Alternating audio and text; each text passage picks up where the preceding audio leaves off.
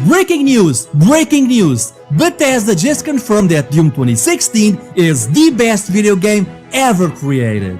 If you own this game, then you are legally allowed to vote, drink and drive, but not go to strip clubs because, really man? Come on, you deserve better than this. I think I rely on news too much, but hey there, Con here. I invite people that talk about the PS2, Wii U, GameCube, or even other console that suck to live on a dreadful stinky grave. Because the PS3, we all know the PS3 is the best console out there. Here, take iPad. After the huge success of the PlayStation 2, Sony was planning what the next generation of PlayStation was going to be. In 2005, many fans were already anticipating Sony's new console. It's been 5 years since the last console, so everyone needs something new, something powerful, and something that doesn't look like a building. Sony, you bastards. It looks rough. Well, I just hope that the controller doesn't look like a boomerang.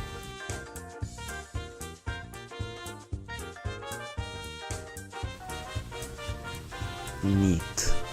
In E3 2005, the next generation of PlayStation was revealed to the public with this horrific design, and that's pretty much what was revealed in that E3. When 2006 rolled around, the PS3 was finally complete. The design was changed for a black design and the controller was altered a bit to look more like last gen's controller, but with the addition of the PS button and the removal of the analog button. And also what I call cheap plastic L1 and L2 buttons. These are not great. Overall, I'm just glad that we got a messiah of a controller instead of the prototype controller. The PS3 was slated for a November 17, 2006 release, and 1 week prior in Japan. But everything wasn't flowers. The price for the console was revealed to be $600. No thanks, I'm going to stick with Pimp My Ride. Because of this, many people turned their heads to the Xbox 360 that was cheaper, more powerful, and had a great library of games. And this also includes Sony fans that had a PS2 and bought a 360 for this generation. That's sad. And the Wii had a release date only 2 days after the PS3 in North America, and that really blew. The PlayStation 3 released with Blast Factor, Call of Duty 3, Kenshi Days of the Blade, Madden 07, Marvel Ultimate Alliance, Mobile Suit Gundam Crossfire, NBA 07, NBA 2K7, Need for Speed Carbon, Ridge Racer 7, Tony Hawk's Project 8, Tiger Woods PGA Tour 07, and Untold Legends Dark Kingdom. Not a very impressive lineup for the new generation. Sony was really struggling with the PS3. Many people complained about the 6-axis controller because it didn't have rumble, so they made the Bioshock 3 controller that came with new models of the console. Now, let's talk about the console. The fat model, it's ginormous. This thing just screams to put ribs on it, and it had so much useless stuff. Who needs all this stuff? But I'll give credit because it was backwards compatible with PS1 and PS2 games. I had this model, but sadly it didn't last long. This model of the PS3 had its share of problems, such as the infamous yellow light of death. When that thing appeared, bye bye video game console. Then I ended up with the second model that I will talk about later. This logo is just a Spider-Man font. Whoa. I always liked the early PS3 spine, it's unique and that's what I like about it. The Spider-Man font doesn't look too bad either. The PS3 came across some roadblocks in the early years, and I'm going to list some of them. Sony's marketing with the PS3 sucked and didn't attract anyone. A creepy baby doll does not sell consoles, Sony. The library of games of the PS3 wasn't really attracting gamers alike. The lack of third-party exclusives was a bummer. Final Fantasy XIII was going to be a PS3 exclusive until the developer Square Enix changed it to be released on both the PS3 and the 360. Actually, this was the end of third-party exclusives as a whole after that incident. It doesn't happen that often nowadays. Tekken is also an example. It became a multi-platform game when it was Sony exclusive last gen. The first-party exclusives didn't get great first impressions. Uncharted Drake's Fortune made many people shout, "Tomb Raider ripoff." Really? The game didn't even come out and you say that? It's a great game, it was new at the time, so that was going to happen anyways. Heavenly Sword is one game that was criticized by not being greatly optimized. But besides that, it's great. A game that deserves a remake for sure.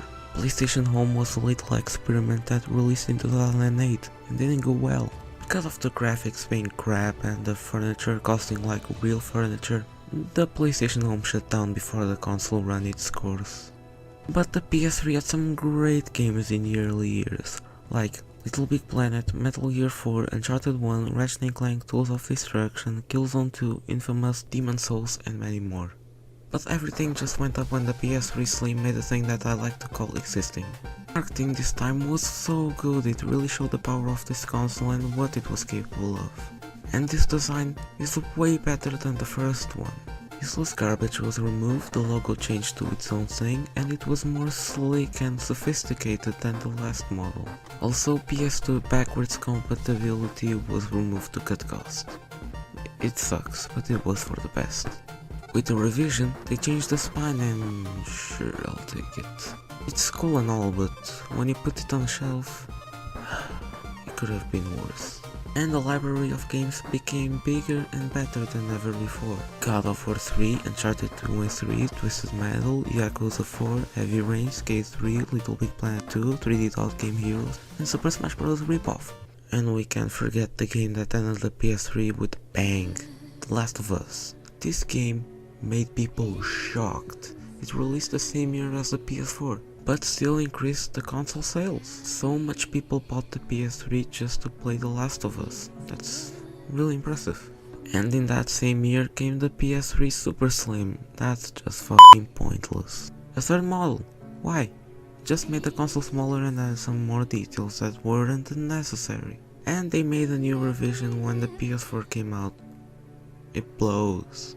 The spine is blue now, but don't worry, they switched back with the old spine. The PS3 is known by its failures that made in the beginning, and I understand that. It was doomed since the beginning and was going to lose to the Wii. It was inevitable.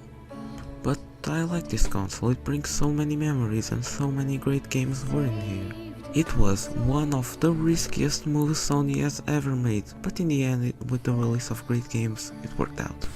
After its failures, I still think the PS3 is one of the best consoles out there.